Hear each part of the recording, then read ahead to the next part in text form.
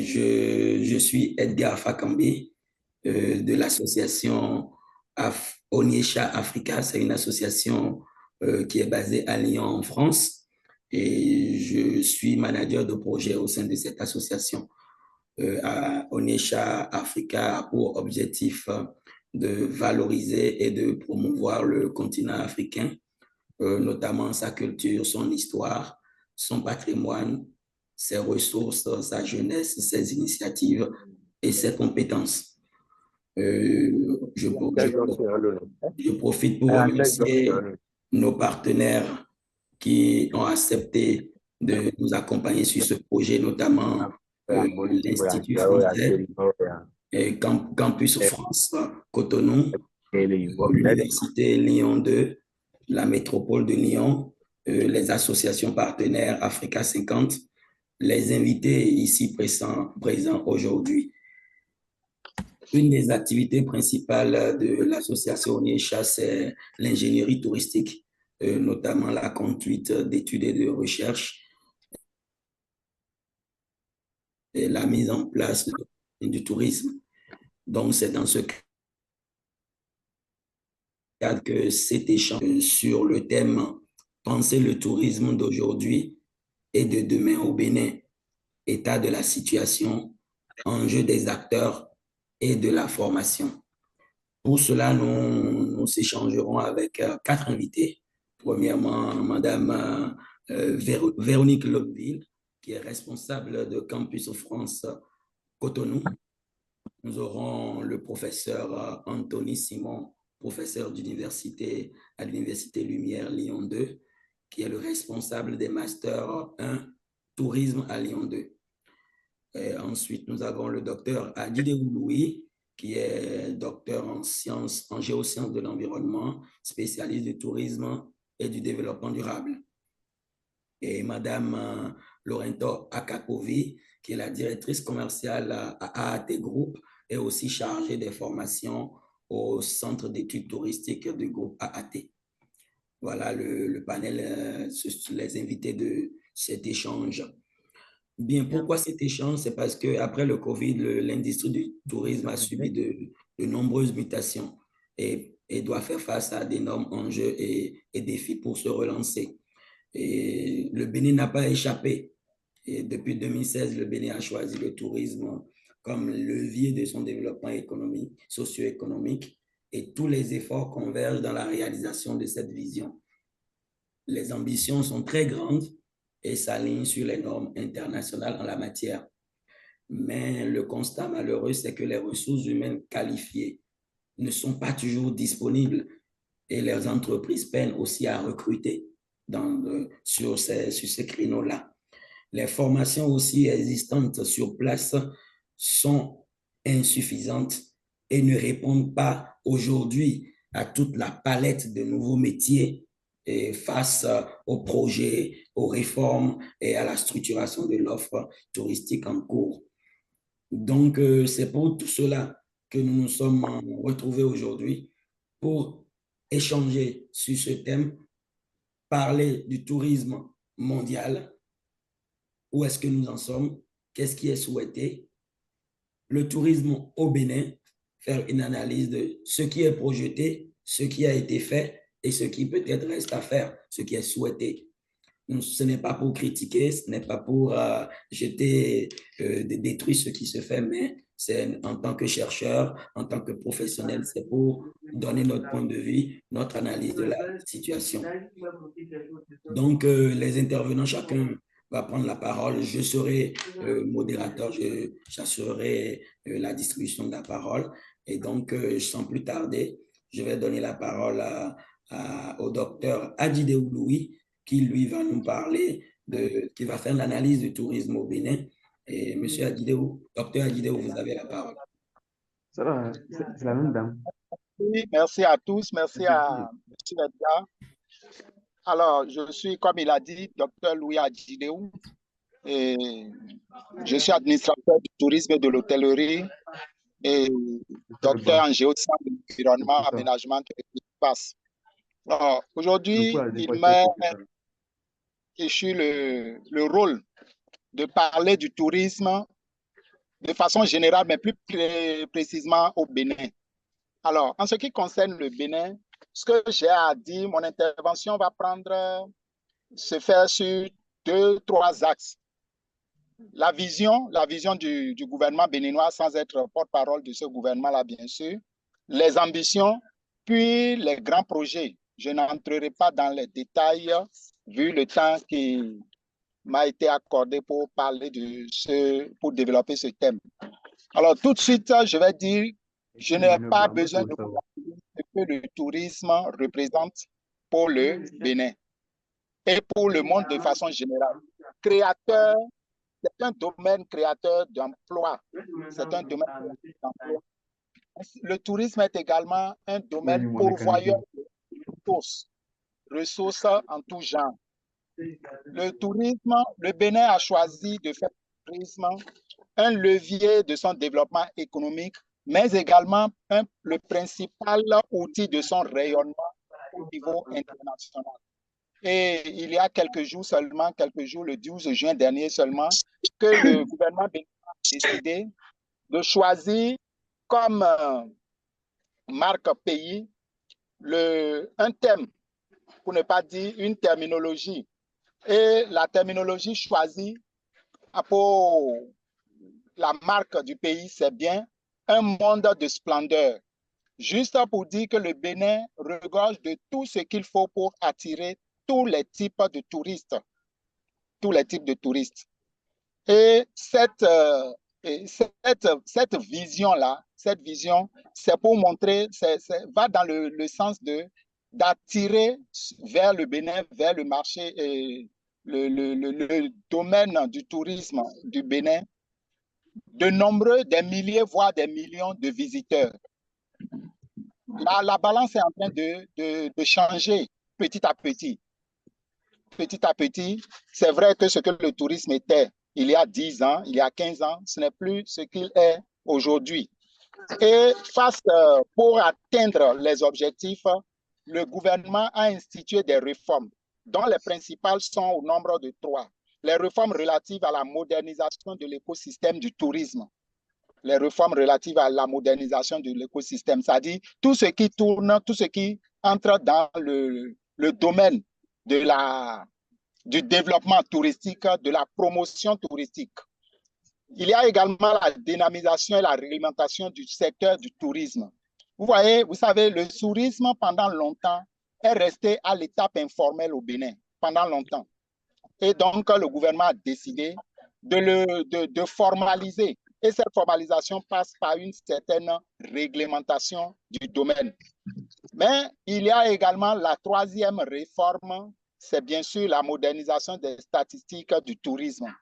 Parce que des gens viennent dans le cadre de voyages touristiques, mais ne sont pas pris en compte dans le compte satellite du tourisme. Et c'est pour cette raison qu'un compte satellite expérimental du tourisme est actuellement mis en place. Voilà. Maintenant, je vais continuer pour parler des grands projets. Vous voyez, il y a de nombreux projets. Le gouvernement, dans son programme d'action, a mis en place de nombreux projets. Certains sont en train de passer de l'étape de projet à l'étape de réalisation, mais d'autres restent toujours projets. Et je vais citer le musée, la réalisation, la construction du musée de l'épopée des Amazones, des rois du Dahomey. La réhabilitation d'infrastructures touristiques à Alada, avec peut-être la rénovation de la place Toussaint-Louverture, par exemple. La construction du musée international des arts et civilisations du Vaudon, ça c'est à Porto Novo. Et c'est une fusion entre le musée ethnographique Alexandre Sernou à Dané, qui est un musée ethnographique comme le nom l'indique, et le musée da Silva, qui est un musée privé, qui était, je vais dire, un musée privé, Donc, ce musée privé a été rasé pour faire place au musée international des arts Vaudou, qui est actuellement en construction à Porto Novo. Il y a la route des courants Vaudou et la route des Tata, la construction du nouveau palais royal de Niki avec la reine de la Ghanie. Parce que la Ghanie, c'est un festival qui attire des milliers de personnes, qui envoie des milliers de personnes vers le nord du Bénin, Niki plus précisément. Le gouvernement a décidé de rendre cela, de formaliser cette, ce secteur-là, pour ne pas dire, de formaliser ce produit-là. Oui, c'est de le rendre un produit. La reconstruction à l'identique de la cité historique de Ouida. Le gouvernement a décidé de créer, et c'est en cours, c'est-à-dire la cité touristique de Ouida. Et vous savez, Ouida était un des très grands ports négriers de l'Afrique. Alors, le gouvernement a décidé donc certains travaux sont en cours. D'autres des sites sont rasés pour faire place à de nouveaux sites. L'aménagement d'une station balnéaire d'exception à Avlekété, qui est un village qui est situé sur la route des pêches, donc le long du littoral de Cotonou à Ouida. Et bon, c'est vrai que ça suscite quelques remous, mais bon, le gouvernement est dans sa logique de redynamiser le secteur. La construction d'un complexe touristique intitulé Appelé Marina, près de la porte du non-retour. C'est toujours dans le sens, dans la logique de la reconstruction de la cité historique de Ouida. Et réinventer la cité lacustre de Ganvier. Vous savez, on appelle Ganvier la Venise de l'Afrique. La Venise de l'Afrique, mais de plus en plus, Ganvier est en train d'être d'être détruit. Le gouvernement a décidé de s'impliquer dans la rénovation de cette cité-là. Mais il y a un projet, bon, ça, ce n'est pas un projet spécifique, c'est lié à tous les différents sites en cours de construction. L'aménagement des sites touristiques et leurs voies d'accès, c'est-à-dire rendre accessible facilement aux touristes, aux visiteurs, les sites. Parce qu'il existe des sites, des hôtels, des restaurants, des sites touristiques ordinaires qui ont du mal à être atteints par les visiteurs. Et donc, le gouvernement a décidé de faciliter l'accès à ces sites-là en créant, en ouvrant des voies, en viabilisant aussi ces sites-là par l'adduction d'eau, par l'installation du courant électrique. Mais bon, je ne vais pas entrer, je n'irai pas plus loin. Maintenant, en conclusion, parce qu'il faut bien que je conclue mon intervention, en conclusion, je dirais qu'il y a de nombreux projets. Le gouvernement a une vision, le gouvernement a des ambitions. Maintenant, entre ces visions, ces ambitions et ces projets-là, puis le passage à l'étape de réalisation, il y a parfois un fossé. Un fossé. Bon, en tant que scientifique, je fais le constat. Maintenant, le politique a le dernier mot parce que c'est le politique qui détient le cordon de la bourse. C'est le politique qui a les initiatives. Maintenant, nous ne sommes que des agents de conception, nous ne sommes que des critiques. Et alors, il revient à chacun de jouer son rôle, sa partition. Sur ce, je peux m'arrêter là, dans l'espoir d'avoir comblé plus ou moins les attentes des uns et des autres. Peut-être que les questions viendront pour rendre plus précises certaines parties de mon intervention. Monsieur Edgar, je suis à la fin de mon... Merci beaucoup, docteur Adjidéo Louis, vraiment pour cet exposé qui montre que le tourisme du Bénin a une vision, vraiment une très grande vision, et comme vous l'avez souligné à la fin, entre la vision, la réalité et ce qui est souhaité, des fois il y a un fossé, le fossé à combler. J'espère que les choses vont aller vite parce que les jeunes qui nous suivent, et toutes ces personnes qui veulent embrasser comme carrière le tourisme ont des attentes Et ils attendent depuis 2016 de travailler dans les grands hôtels. Ils attendent de travailler à la station balnéaire d'Avlekété. Ils attendent de pouvoir être animateurs touristiques, d'être guides du patrimoine, guides conférenciers, etc., etc.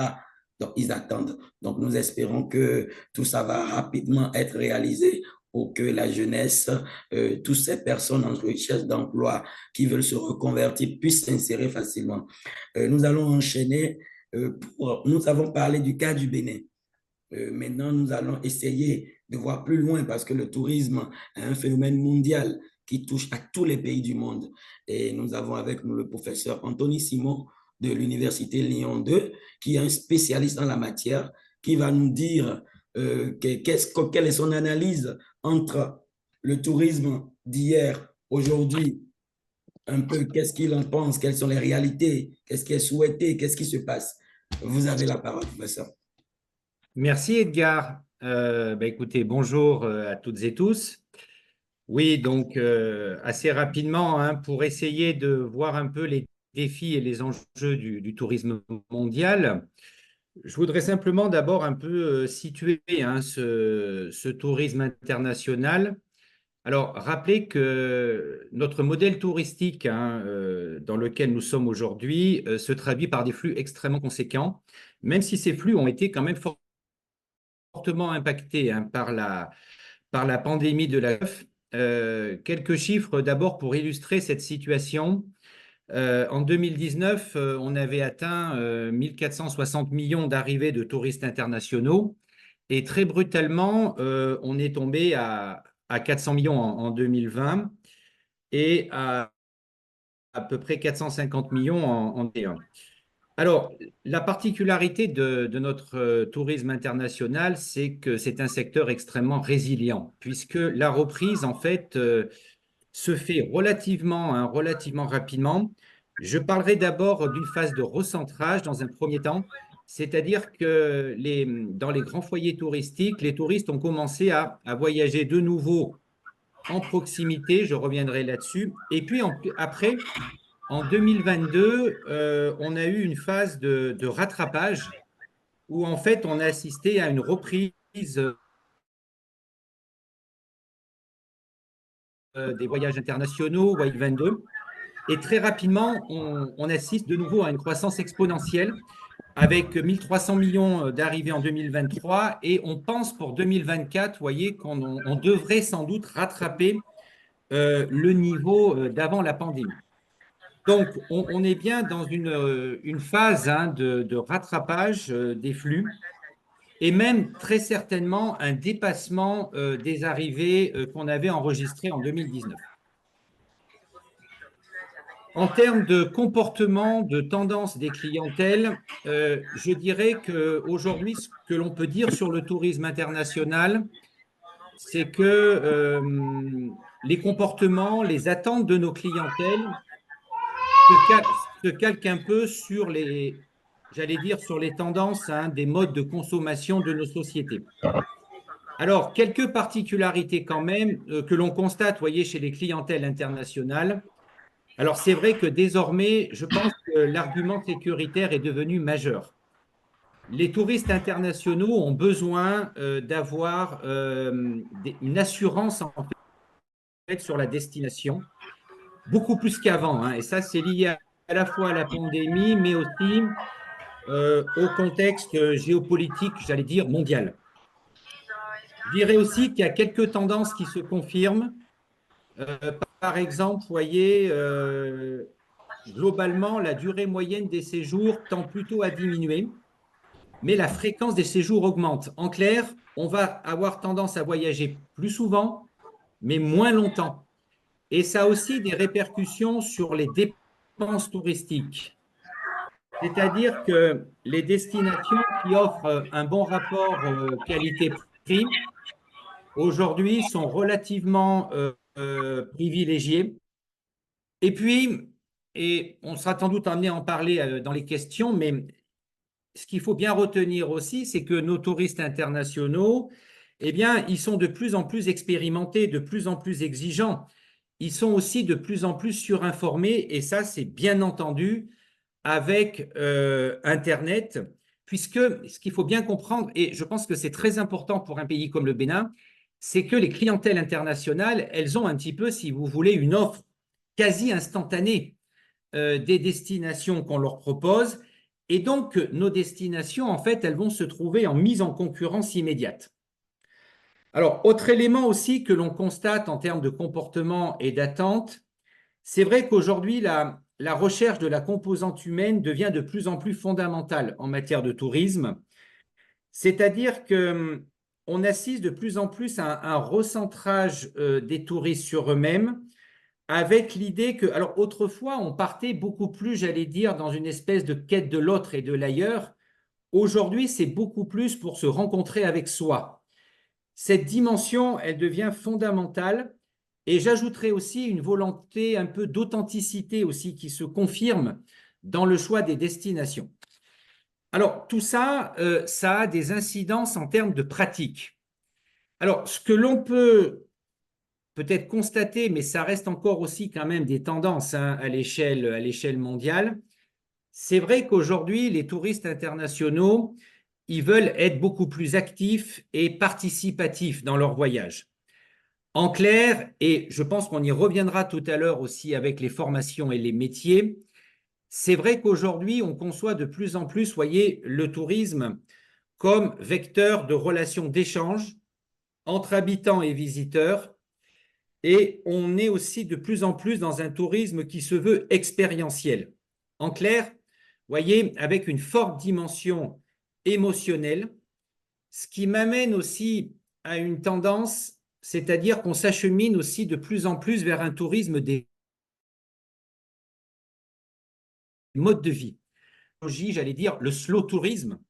C'est quoi l'idée? C'est l'idée qu'aujourd'hui, les visiteurs, ils vont rechercher, j'allais dire, alors, des mobilités douces pour le déplacement, mais aussi peut-être la rencontre avec l'habitant.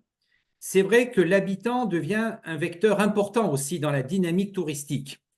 Et on travaille beaucoup là-dessus, vous voyez, côté français, puisque cet habitant, il va être à la fois récepteur, il va être aussi ambassadeur de son territoire, mais il va être aussi acteur.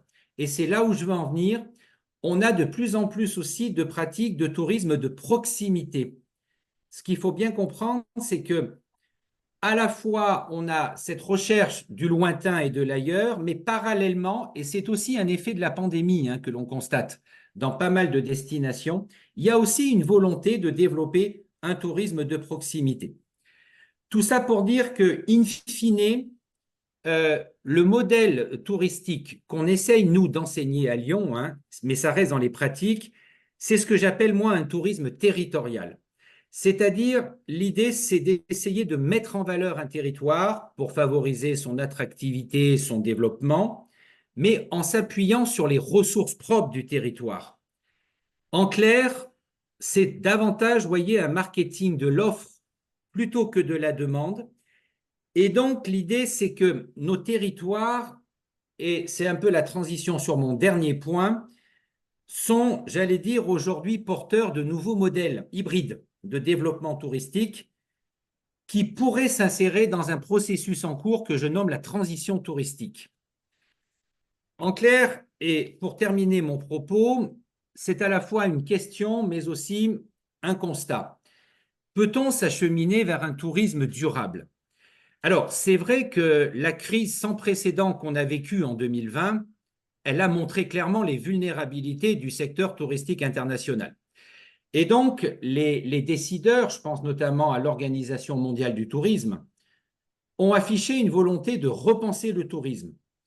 En clair, essayer de proposer un modèle beaucoup plus résilient, un modèle qui serait beaucoup plus respectueux des trois volets du développement durable, l'environnement, l'économique et le sociétal.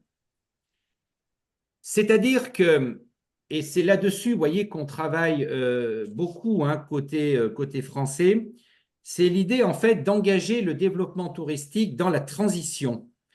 Pas simplement la transition énergétique, hein, mais c'est vraiment un processus de transition touristique. C'est-à-dire l'idée, ça serait de basculer progressivement de ce modèle que j'appelle moi un modèle de tourisme de consommation, hein, qui est le modèle du tourisme de masse, vers un modèle qui serait beaucoup plus responsable et donc beaucoup plus conforme aux critères du développement durable. Et pour ce faire, et je terminerai là-dessus, il s'agira avant tout aussi de changer la posture et les comportements des touristes. Ce que j'appellerais un peu, en fait, si vous voulez, un tourisme un peu plus réflexif. C'est pas simplement, vous voyez, un tourisme respectueux de l'environnement. C'est-à-dire que le touriste de demain, il faut l'amener aussi à s'interroger sur ses propres pratiques vacancières. Mais il faut aussi qu'il s'interroge davantage sur les lieux qu'il est amené à fréquenter. En clair, je pense que, mais peut-être qu'on aura des questions là-dessus, ce modèle touristique de demain serait peut-être beaucoup plus sur les comportements des visiteurs que sur une réduction des flux. Je dis ça parce qu'aujourd'hui, on voit bien que les flux reprennent. Et donc, l'idée d'un modèle beaucoup plus soutenable, vous voyez, ça serait un modèle raisonné, un modèle pensé par et pour le territoire, et donc où les touristes, en fait, seraient amenés davantage à adopter des comportements, on va dire, responsables, en clair, beaucoup plus durables. Je vous remercie de votre attention, et puis, bon, je serai à votre disposition après s'il y a des questions. Ben, merci, professeur. Vraiment, nous avons retenu beaucoup d'idées, beaucoup de nouveautés. Oui, le tourisme mondial est en très grande mutation. On a retenu aujourd'hui les chiffres records. On retient aussi que les touristes sont de plus en plus exigeants. Ils sont même plus connaisseurs que nous, les professionnels, parce qu'ils se documentent, ils s'informent. Et nous passons maintenant à d'autres modes de tourisme, tourisme de proximité, tourisme des modes de vie, et avec maintenant le marketing de l'offre que nous devons mettre un peu plus en avant, la question des transitions touristiques qui s'invitent dans le débat. Donc, sensibiliser plus les touristes à ce qu'ils doivent faire et ne pas faire, et qu'ils s'interrogent eux-mêmes et ils s'approprient le tourisme d'une autre manière en étant plus des acteurs de ce tourisme durable que des consommateurs du tourisme. Aussi, sur nos territoires, penser de nouveaux modèles qui cadrent avec les objectifs du développement durable. Si je fais un petit point de tout ce que vous nous avez partagé. Merci pour... je rappelle que le professeur est disponible pour des questions plus tard si vous avez encore besoin de plus de détails sur ces questions-là. Sans plus tarder, nous allons continuer avec Madame Loreto Nadine Akakovi qui va nous parler aujourd'hui au Bénin avec tous ces projets, avec toutes ces opportunités, ces perspectives, les nouveaux métiers, l'innovation dans le tourisme. À quoi doit-on s'attendre si on veut embrasser aujourd'hui une carrière dans le tourisme au Bénin? Qu'est-ce qu'il faut avoir comme qualité? Comment se motiver? Qu'est-ce qu'il faut faire comme formation? Et quel métier choisir? La question de l'orientation. Voilà, Madame Nadina Loreto Akakovi, vous avez la parole. Merci, Monsieur Fakambi. Bonsoir à tous. Alors, je suis Nadine Loreto Akakovi et j'ai la responsabilité, donc, comme Monsieur Fakambi le disait, de la direction commerciale de l'Agence africaine de tourisme et donc des études au niveau de notre école de formation, le CET. Je vais commencer par aborder un peu dans le sens de mes prédécesseurs en disant simplement que le tourisme est aujourd'hui un vecteur de développement vers lequel tous les pays du monde se tournent. Et le Bénin ne fait pas exception à la règle. Notre gouvernement a donc une mission et une vision qui nous ont déjà été présentées par le professeur Adjidé. Je ne vais pas revenir là-dessus, mais au vu des différents investissements que le gouvernement est en train de mettre en place pour donc donner une chance au potentiel touristique béninois de se réveiller, on a forcément besoin d'avoir une main-d'œuvre qualifiée. C'est un problème qui est récurrent depuis des années, qui est récurrent à tous les pays africains, mais qui est particulier au Bénin parce que nos jeunes embrassent souvent cette profession tardivement, mais sans être réellement formés dans le métier. Or, au vu de la présentation que vient de faire le professeur Simon, nous voyons que nous ne pouvons plus aller dans ce métier comme des profanes, aller dans ce métier simplement parce que sur le tas, on en a entendu parler et qu'on veut s'y essayer parce que ça n'a pas marché ailleurs. On devient un serveur, on s'improvise un guide touristique parce qu'on connaît un peu les sites. Il faut forcément se faire former. Et voilà donc le rôle des établissements privés d'enseignement supérieur qui ouvrent au Bénin, c'est de pouvoir mettre en place des formations de qualité pour permettre à terme que sur le marché de l'emploi, nous puissions déverser vraiment des gens qui sont des professionnels. Alors, le CUT existe depuis une vingtaine d'années pratiquement et nous vivons sous la tutelle de deux ministères essentiellement. Nous vivons sous la tutelle donc du ministère de l'enseignement technique et professionnel et du ministère de l'enseignement supérieur et de la recherche scientifique. Cette double titularisation nous permet donc de proposer des formations sur deux niveaux, au niveau secondaire et au niveau supérieur. Au niveau secondaire, nous proposons donc des formations en CAP, CAP du tourisme et CAP en hôtellerie-restauration. Nous proposons également le diplôme technique qui correspond donc au bac professionnel en tourisme. Et maintenant, nous irons au niveau supérieur où nous proposons bien évidemment des licences et des masters. Il faut noter que le CET est la seule école qui, jusqu'en 2024, en tout cas, présente des étudiants à l'examen du master au Bénin.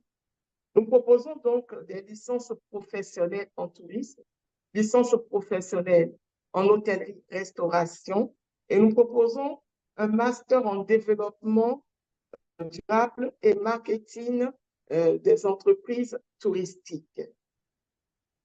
Aujourd'hui, avec les lenteurs administratives, il faut dire que la plupart des universités ou des écoles privées sont un peu restreints au niveau des formations qu'ils veulent pouvoir donner. Déjà, il y a un problème d'intérêt des jeunes pour le métier, mais il y a un problème de lenteur administrative qui fait qu'on a parfois la volonté de multiplier les formations, de multiplier les possibilités de licence, mais le temps que les différents agréments viennent par filière, c'est quand même assez long, assez récurrent. Ce qui fait que nous n'arrivons pas à multiplier comme il se doit les niveaux de formation que nous donnons.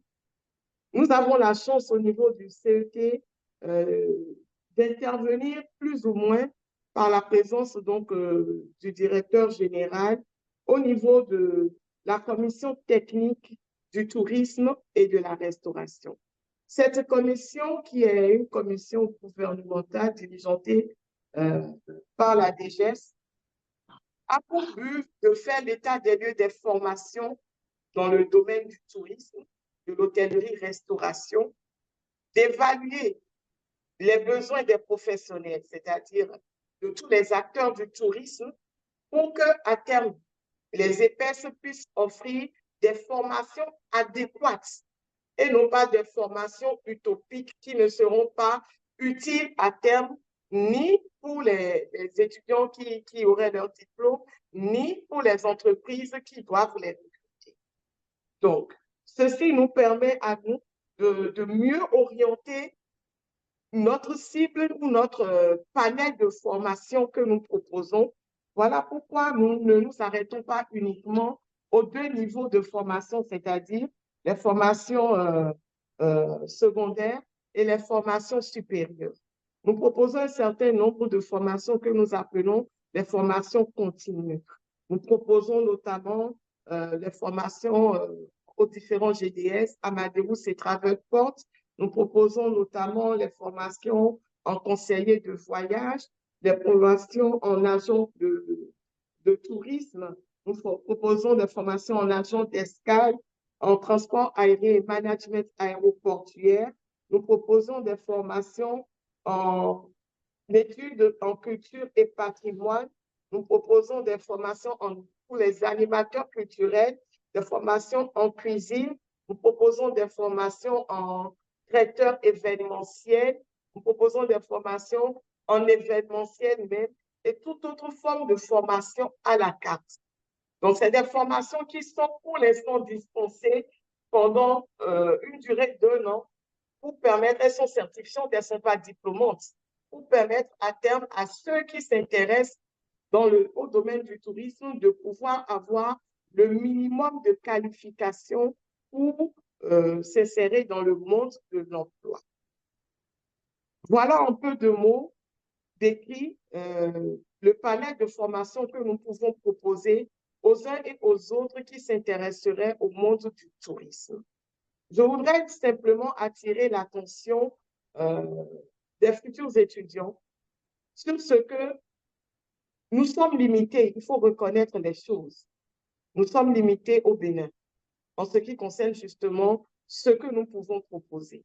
Et je sais donc qu'il y a des possibilités au niveau international qui peuvent s'offrir donc à ces étudiants qui ont peut-être déjà eu une licence au Bénin en tourisme et qui désirent continuer peut-être vers un master qui n'est pas forcément le master de management des entreprises touristiques que nous offrons, mais veulent explorer d'autres formes de master pour pouvoir correspondre un peu plus à leur profil professionnel.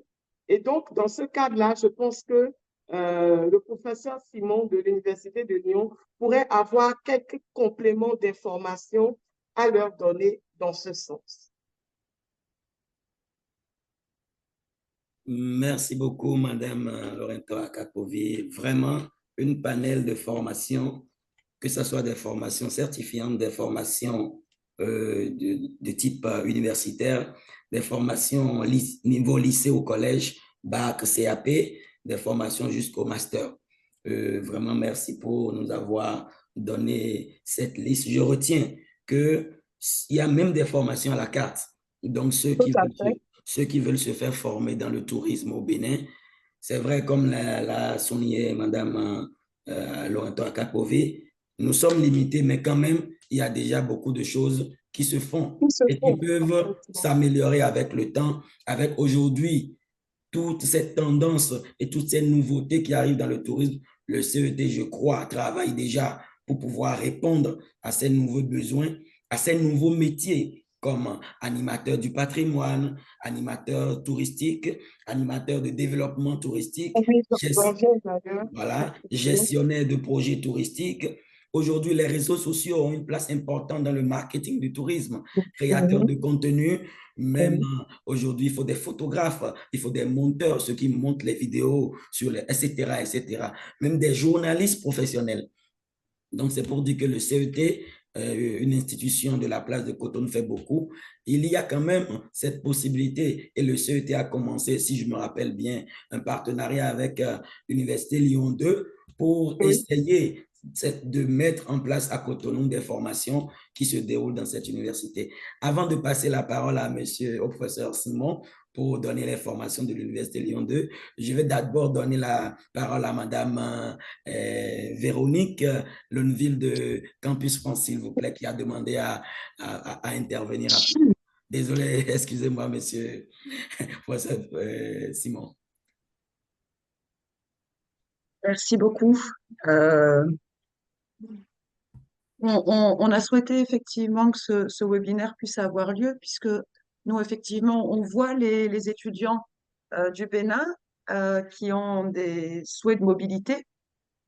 Et on a eu envie, là, l'objectif pour nous, c'est de faire découvrir les métiers du tourisme, les formations associées, pour que les étudiants qui assistent au webinaire puissent avoir envie de pousser des recherches une fois le webinaire terminé, pour embraser peut-être une carrière dans le domaine du tourisme. Parce qu'on en voit beaucoup des étudiants à Campus France Bénin, et c'est un jugement, hein, il n'appartient qu'à moi, mais je pense qu'on n'en voit peut-être pas assez dans le domaine du tourisme. Hein, alors que c'est au niveau du Bénin un secteur d'avenir avec des emplois, et voilà. Donc, raison, voilà, nous pour laquelle on a souhaité que ça soit organisé, avec l'envie effectivement qu'ils repartent en ayant noté des métiers pour qu'ils puissent après se renseigner vraiment de manière précise sur ces métiers et se dire, OK, ce métier m'intéresse, il est porteur, demain au Bénin, il y en aura besoin. Quelle formation je peux faire déjà au Bénin, bien sûr. Et si j'ai envie de me spécialiser ou d'aller plus loin, je vois l'Université Lyon, qu'est-ce qu'ils proposent, etc. On se permettra de réintervenir rapidement à la fin du webinaire pour expliquer un petit peu la procédure. Donc voilà, nous c'est ce qu'on voulait dire. Donc donner envie aux étudiants de s'intéresser à ce secteur. Et puis peut-être, et là je me permets de la part de l'Université de Lyon 2, de peut-être aussi partager avec les gens qui nous écoutent les profils que l'Université de Lyon 2 recherche, parce que c'est pas une procédure d'inscription, c'est une procédure de candidature, elle est sélective. Donc, toujours garder aussi les attendus de ça. Mais voilà, et vraiment merci. Et nous, on est très contents, et je remercie Alexia qui est en charge du réseau des alumni, puisque vous êtes, Monsieur Fakambi, vous-même un alumni de l'enseignement supérieur français. Et, et voilà, c'était donner ces éléments-là qu'on souhaitait faire. Et merci à tous les panélistes. Bien, merci beaucoup pour cette intervention. Vraiment, nous, comme l'a dit Madame Lonville, je suis un alumni de l'Université Lyon 2 et j'ai fait une formation de master à l'Université Lyon 2, complétée avec une formation de master en entrepreneuriat sur un projet touristique qui a abouti à la création de l'association Onisha Africa aujourd'hui. Donc, c'est pour dire que le panel est très large et issu en se basant sur ses qualités, en se basant sur son projet professionnel, on peut mettre en place un projet d'études et passer par soit une formation au Bénin, une formation en Afrique, ou pourquoi pas une formation dans n'importe quelle université avec des formations de pointe dans le tourisme pour venir maintenant accompagner le développement touristique au Bénin. Donc, je vais passer maintenant la parole d'abord au professeur Anthony Simon pour parler des formations de l'Université Lyon 2 et aussi de nous donner quelques idées de nouveaux métiers face à toute cette tendance qu'il nous a décrit tout à l'heure. Après, Madame Nadine Lorento-Akak pour reprendre la parole comme elle a souhaité. Merci. Merci Edgar. Oui, ben, je vais m'inscrire de toute façon un peu dans la continuité de ce qu'a dit notre collègue. Déjà, oui, enfin, envisager des études touristiques, je pense qu'il est d'abord effectivement fondamental de bien envisager ce qu'il est possible de faire déjà dans son pays. Et d'après ce que j'ai compris, le Bénin dispose quand même d'un éventail de formations qui me semble quand même tout à fait satisfaisant.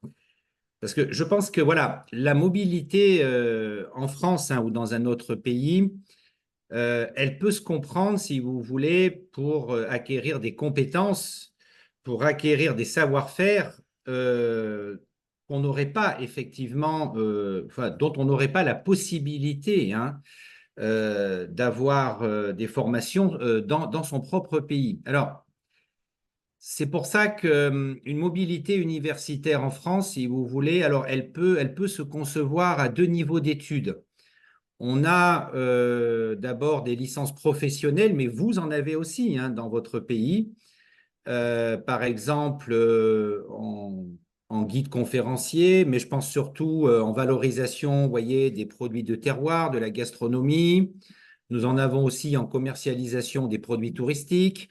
Nous en avons aussi en animation, en médiation du patrimoine. Alors ça peut être intéressant pour envisager par exemple une formation courte après 2 ans par exemple de licence ou d'équivalent dans votre pays. Vous pouvez tout à fait envisager une mobilité pour une 3e année de spécialisation. Après, c'est vrai qu'au niveau des masters, ayez bien en tête quand même que l'investissement est beaucoup plus conséquent. Déjà, un master se fait sur 2 années universitaires. Alors, il englobe bien sûr des stages en Master 1 et en Master 2. Mais moi, je pense que, et c'est ce que je vois dans beaucoup de dossiers que je reçois dans le cadre de la mobilité, Faire un master, c'est bien, mais c'est bien si on a un projet professionnel qui est relativement avancé.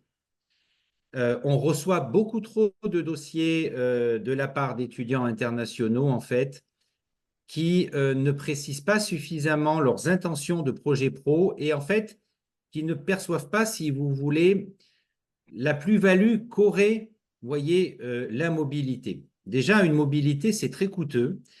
C'est un projet lourd hein, qui implique quand même 2 années, à l'étranger.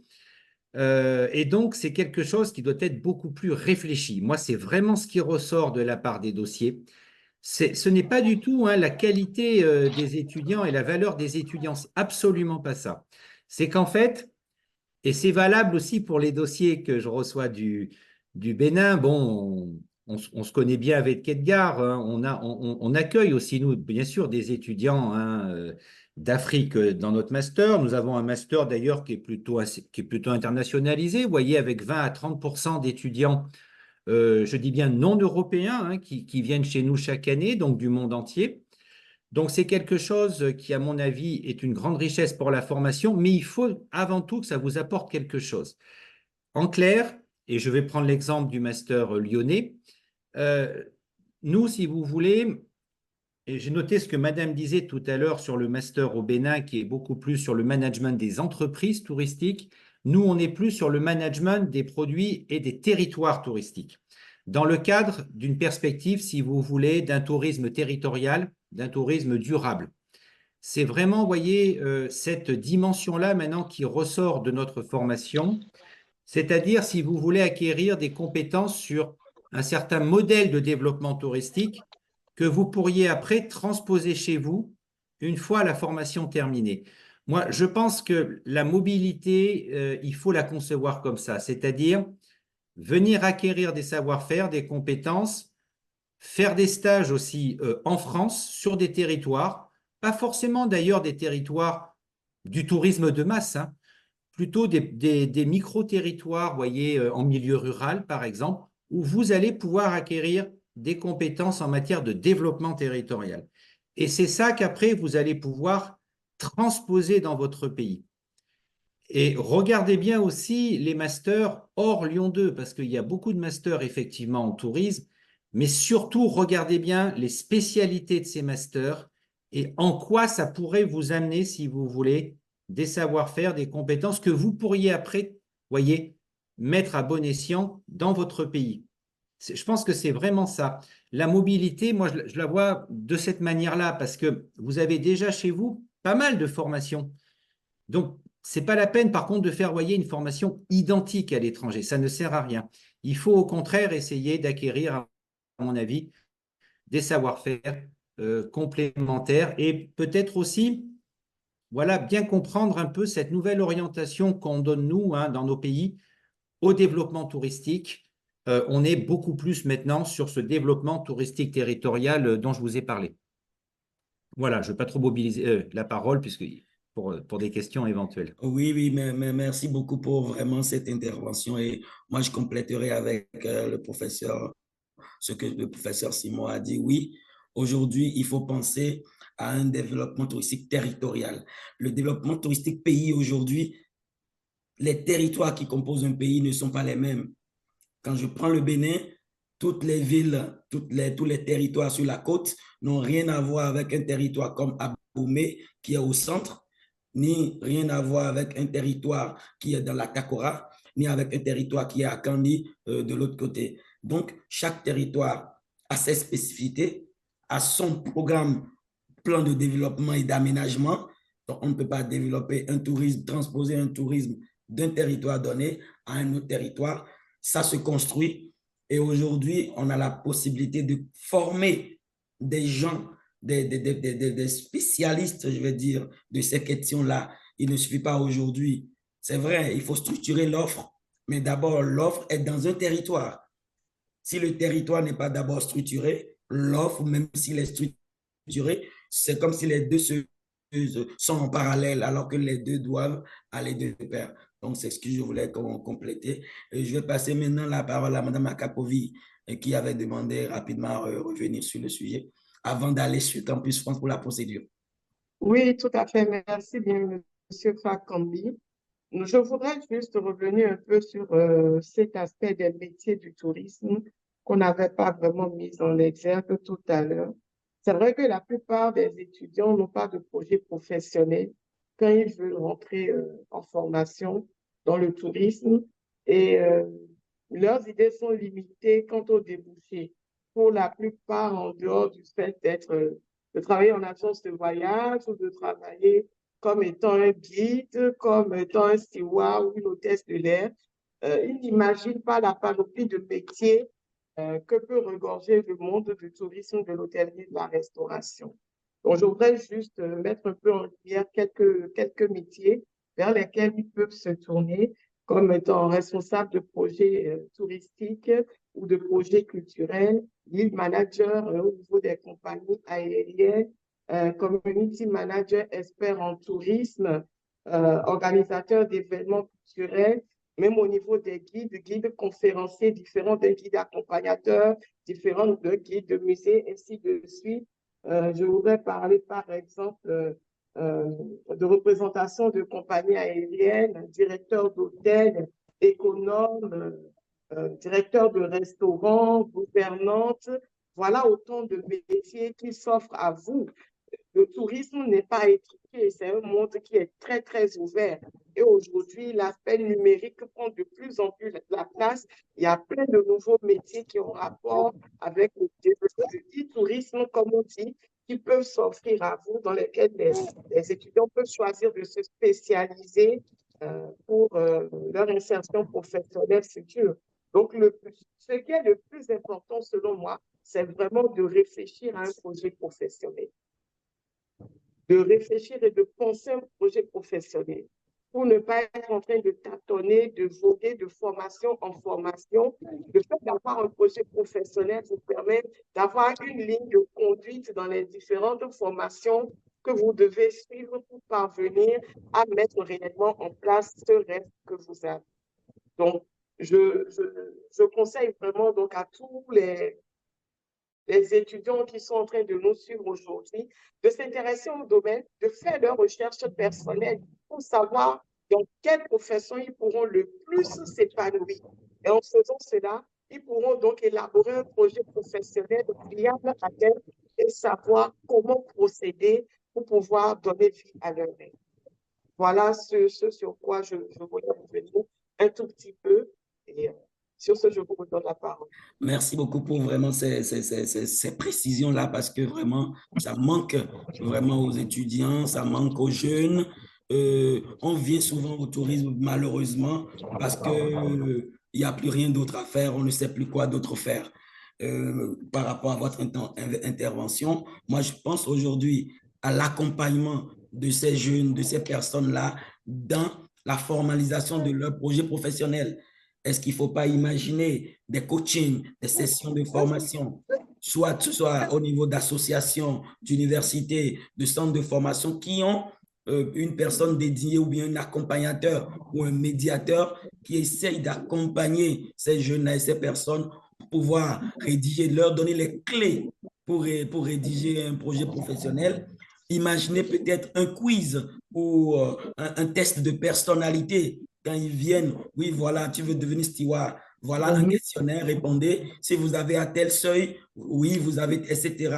Des tests pour leur permettre de voir si vraiment ils peuvent faire ce métier. On peut aller aussi proposer des métiers en lien avec un carnet, je dirais un carnet ou un guide, des métiers en lien avec les différentes offres et opportunités aujourd'hui au Bénin, avec tous les projets du gouvernement, que ce soit les musées, que ce soit le patrimoine, que ce soit le culturel, la gastronomie, le balnéaire, un petit carnet, un brevet, où tous les métiers en lien avec ces différents projets, ça leur permettra peut-être rapidement de pouvoir savoir, oui, moi, je suis tant, je veux faire tant, et ça pourra être facile pour eux. C'est juste quelques apports que je voulais apporter. Je passe maintenant la parole à Campus France. Oui. J'aimerais bien prendre la parole. Et après Campus France, s'il vous plaît, docteur. Alors, Campus France, vous avez la parole. Merci, hein. Là, l'idée, c'est de pouvoir un petit peu donner aux candidats ou à ceux qui nous écoutent, là, qui auraient le goût de se dire, eh ben, tiens, déjà, pourquoi pas des études dans le domaine du tourisme pour moi? Et deuxièmement, pourquoi pas des études à l'international et pourquoi pas en France dans le domaine du tourisme pour moi? Je suis tout à fait d'accord avec les propos tenus par Monsieur Simon, hein, bien calibrer ses projets, demander à faire un master dans le cas où le master est requis, nécessaire, pertinent, qui s'inscrit dans un vrai projet. Euh, Avant de parler de la procédure études en France, qui est en fait un aspect qui représente, c'est 10% du projet, hein, la procédure études en France. Les 90% se situent avant et c'est la réflexion de ce qu'on veut faire. Donc moi, j'inviterai les étudiants à réfléchir au métier. Quel métier j'ai envie de faire demain dans le domaine du tourisme? Il y a plein d'outils pour se renseigner là-dessus. Donc, quel métier d'abord? Ensuite, quelle formation pour exercer ce métier demain? Et puis, en troisième position, quel établissement pour suivre cette formation qui est nécessaire à la réalisation de mon projet professionnel, hein? Donc, on réfléchit un peu en reculant. Quel métier, quelle formation et quel établissement? L'idée, c'est qu'ils aient identifié peut-être 1, 2, 3, jusqu'à 7 établissements en France qui les intéressent pour que, à partir du mois d'octobre 2024, ils puissent s'engager dans la procédure études en France qui leur permettrait d'intégrer une formation pour la rentrée universitaire de 2025. Qui dit études en France dit anticipation, hein? Mais ça doit être voilà, bien intégré de la part des candidats. S'ils veulent commencer une formation pour la rentrée universitaire 2025, ça commencera dès le mois d'octobre. Et donc, ça commence dès maintenant à réfléchir aux établissements et aux formations qu'ils souhaitent cibler. Donc, la procédure études en France, après, une fois que les candidats ont, par exemple, imaginé, ils veulent cibler Lyon 2 pour faire une licence 3 ou un master 1, et puis d'autres universités éventuellement, ils doivent s'inscrire sur la plateforme qui s'appelle Études en France, créer leur compte, choisir ces établissements, les mettre dans leur panier de formation, et puis constituer tout leur dossier en ligne. Ce dossier, c'est celui qui sera envoyé aux établissements en France, que par exemple, M. Simon à Lyon 2 pourra consulter. Et c'est sur la base de ce dossier que les étudiants internationaux se voient proposer soit des admissions, soit des refus. Nous, à Campus France, ici, on est là pour accompagner les candidats à ce que ce dossier soit le mieux construit possible. Néanmoins, on leur rappelle que c'est de leur responsabilité aussi de soumettre un dossier le plus complet et le plus valorisant.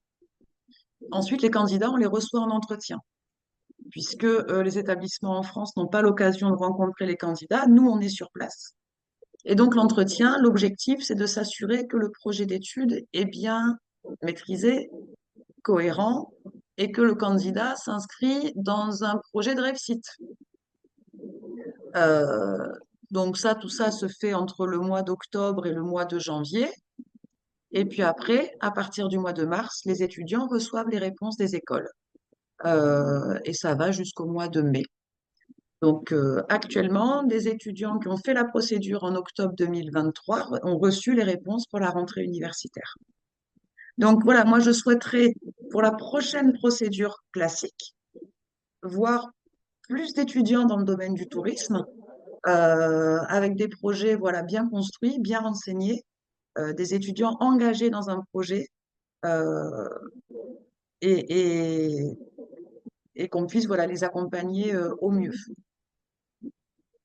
J'ai, je crois, terminé de ce que je souhaitais partager aujourd'hui avec vous. D'accord, merci beaucoup. Voilà, si vous voulez faire la procédure Campus France, la première des choses, c'est d'avoir un projet professionnel. Oui.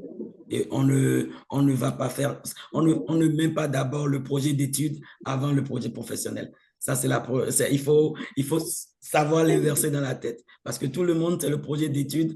Après, on pense au projet professionnel, ce qui n'est pas vrai. Donc, ça ne tiendra pas dans ce cas-là, effectivement. Voilà, c'est ce que je... Et aussi, dans la rédaction du projet professionnel, avoir de la sincérité et y mettre sa personnalité avec les émotions qui vont avec.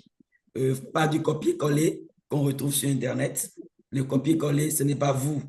Il faut parler de Alors, votre si vous histoire. me lancez sur cette voie, effectivement, j'invite les candidats à nous donner des raisons réelles et personnelles, à ne pas citer les raisons que tous les candidats nous citent tous, parce qu'on les connaît, et à, ben, c'est vrai, à nous montrer que ils n'ont pas découvert le tourisme avant-hier, voilà, parce que quand on s'inscrit dans un projet de mobilité à l'international pour des études, le niveau d'exigence, c'est vrai, est élevé. Puisque l'étudiant international, je ne dis pas qu'il n'a pas le droit de se tromper, mais presque pas. Parce que les conséquences sont trop lourdes. C'est des gens qui vont quitter leur pays, leur famille. Donc, si c'est une réussite, c'est super pour tout le monde. Mais ils n'ont presque pas le droit à l'échec, raison pour laquelle on va être encore plus exigeant avec des candidats internationaux, pas que au Bénin, hein, avec l'ensemble des candidats internationaux. Un étudiant français qui se trompe de voie, qui fait du tourisme alors que ça ne lui plaît pas, je ne dis pas qu'il a le droit, mais les conséquences pour lui sont beaucoup moins lourdes s'il se trompe que pour un candidat international. Et voilà. Merci beaucoup. Nous sommes un peu en train de dépasser le temps de nos interventions avant de donner la parole à ceux qui nous suivent. Je vais donner la parole rapidement au docteur Adjideou avant d'aller sur les questions. On a déjà une question. Non, on n'a pas donné de question. Oui, Monsieur le Edgar, docteur, vous avez voilà, la parole. je voulais prendre la parole. C'est au sujet de l'intervention de Mme Lorenzo Akakovi. C'est ce que mais également par rapport à l'intervention du Campus France. Vous voyez, le Bénin a un problème, un sérieux problème en matière de formation dans le domaine du tourisme. Les formateurs n'ont pas le profil requis. Les formateurs n'ont pas le profil requis. Les formateurs n'ont pas le profil requis dans la mesure où, aujourd'hui, parce que le gouvernement parle de tourisme de façon, c'est-à-dire c'est devenu une filière porteuse, filière d'avenir, tout le monde se destine, c'est-à-dire tout le monde devient formateur, tout le monde veut parler de tourisme, tout le monde veut faire du tourisme. Vous voyez, et les écoles, les universités, aussi bien privées, publiques, mais surtout privées, ont des enseignants sur ces universités qui ont, je ne parle pas hein, du CET, c'est vrai, moi j'ai servi au CET pendant une dizaine d'années. Mais aujourd'hui, tout le monde parle de tourisme, mais ce sont des gens qui ont fait, évidemment, la géographie. C'est vrai que le tourisme est un secteur transversal.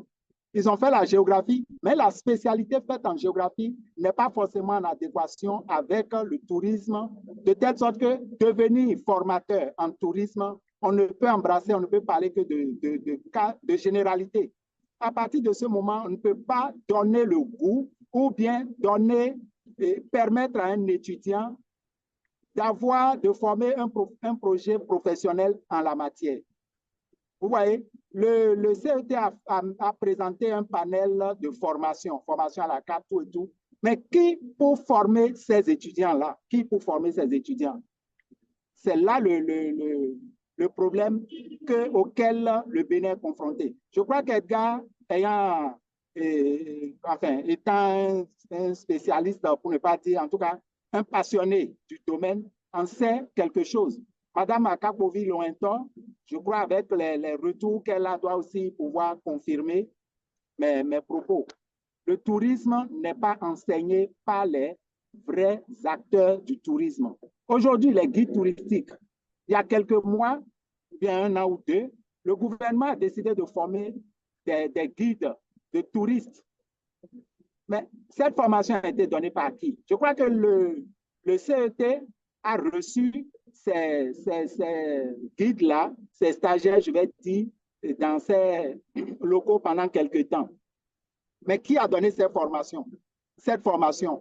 Qui sont ceux qui ont? Moi, j'ai eu des échos. Ce ne sont pas des spécialistes. Et ce sont ceux qui ont entendu parler du tourisme, qui y sont allés parce qu'il y a peut-être de l'argent, pense-t-il, à avoir, mais pas ceux qui ont reçu réellement la formation en la matière. Je parle en tant qu'administrateur du tourisme ayant vraiment suivi une formation. Je ne dirais pas une formation de pointe en tant que telle, mais une formation en matière de tourisme. Je parle également en tant que chercheur en la matière et enseignant du tourisme.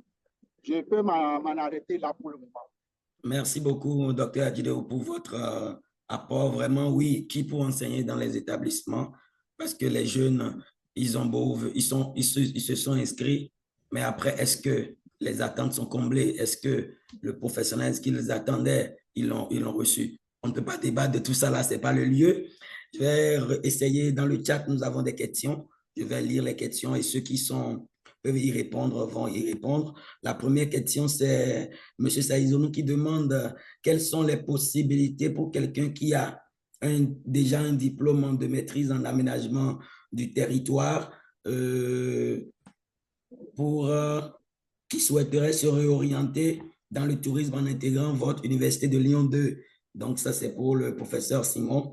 Il va pouvoir nous dire quelle autre formation de master pouvez-vous lui proposer avec son diplôme de maîtrise en aménagement du territoire?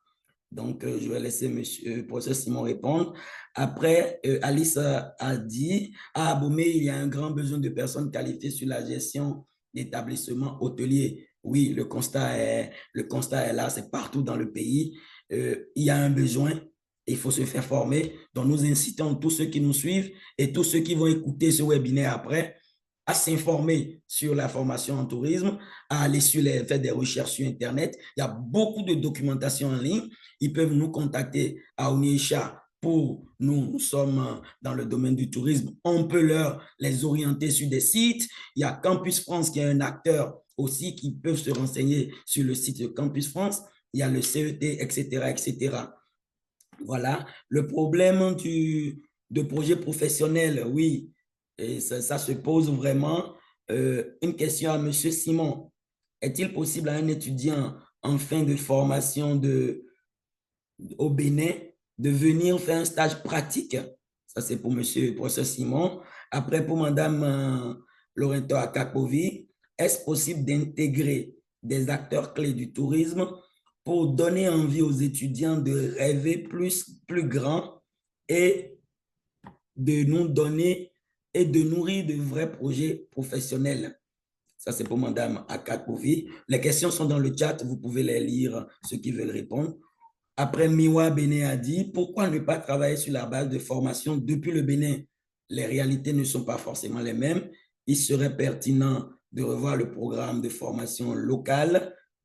Voilà. Et avant de partir étudier à l'international. Voilà. Et Isis Mamadou, une question à Campus France. Est-ce qu'un professionnel du tourisme peut faire la procédure Campus France ou il faut être forcément en cours d'études? Après, une dernière, Miwa.